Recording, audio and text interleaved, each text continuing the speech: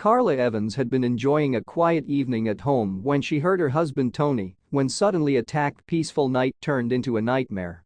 As she was sitting alone in their living room waiting for her husband, they heard a loud commotion outside.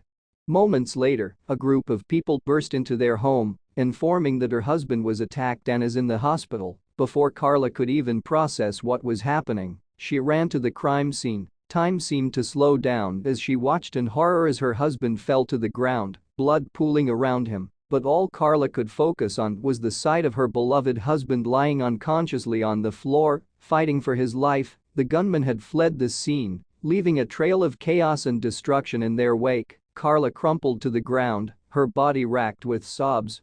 She clung to Tony's unconscious body, unable to comprehend the senseless violence that had just taken place in their lives. People rushed to the scene, calling for help and comforting Carla as she wept.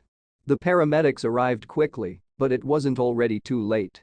Tony was unconscious with his injuries, leaving Carla to face the harsh reality of life without him in unconscious state. In the days and weeks that followed, Carla struggled to come to terms with the stress of her husband.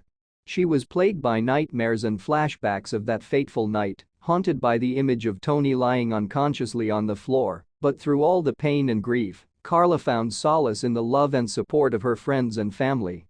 They rallied around her, offering a shoulder to cry on and a listening ear whenever she needed it. Slowly, but surely, Carla began to rebuild her hopes, drawing strength from the memories of the man she loved so deeply. The gunmen were never caught, leaving Carla with unanswered questions and a deep sense of injustice.